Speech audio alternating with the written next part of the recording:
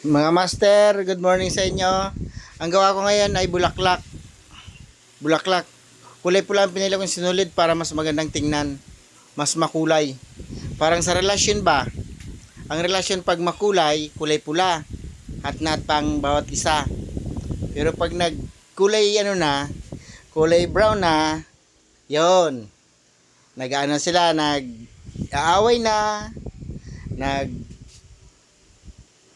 sisilusan, yan ba, nagisilusan yan. Pag nagkulay brown, nawala na yung pagmamahal ba.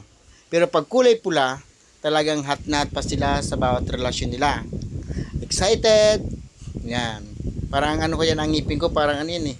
Parang gunting din yan eh. Oh. Kaya mabilis ako magsulot. Magsulot ng ng sinulid. Hindi yung asawa ha. Sinulid ang mabilis akong sumulot. Yun. Yun. Kulay green. Para yung kulay green, magandang tinan sa bulaklak. Bulaklak. Hindi ang cotton na. Ang bulaklak kasi parang kotonton yan. Yan ang English ng bulaklak. Kotonton. Ano ba yun?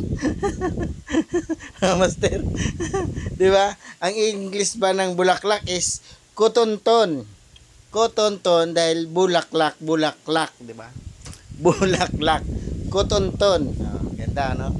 Ganda. Ganda na gumawa ng magandang gumawa ng bordaw. Tingnan mo, oh. Gandang tingnan. Gandang panoorin yan. Oh. Gandang kulay ng green, oh.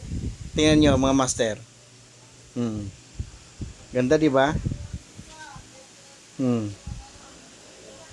Tingnan mo. Ang ganda, oh. Oh. Saka yung bulaklak na hindi yan. Hindi malalanta. Kahit sa tagal ng panahon. Huwag mo lang sunugin yung bulaklak na yan. Dahil talagang pag sinunog mo yan, ubos talaga yan. Dahil sinulid lang yan. Parang relasyon.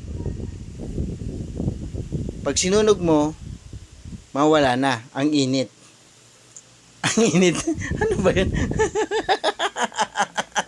Mahirap din pala to.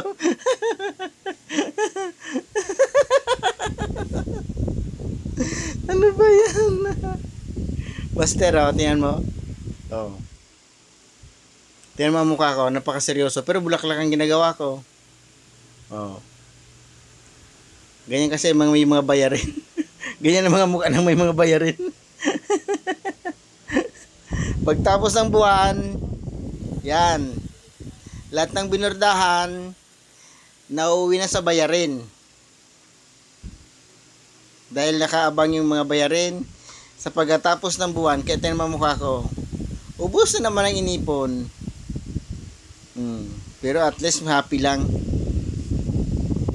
Makasurvive lang sa araw-araw. Panalangin lang sa araw-araw na makasurvive, ayos na yun. Dahil hindi naman tayo papabayaan na nasa taas. Diba? Tama ako, mali. Basta manalig ka lang palagi araw-araw. Tingnan mo. Galing sa kanyang talent na yan. Sa langit. Ayos. Salamat mga master. Paalam.